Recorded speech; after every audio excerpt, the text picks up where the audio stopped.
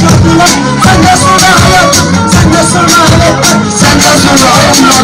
İnsanlardan körelmiş, kimse görmez halim. Yeter artık geçeceksin, nasıl eder kalbim.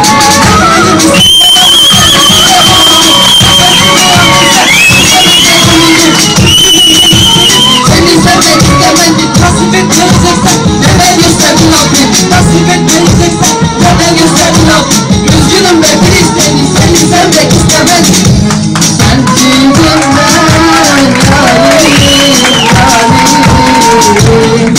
yarim, dayanamam, kalmaz halim.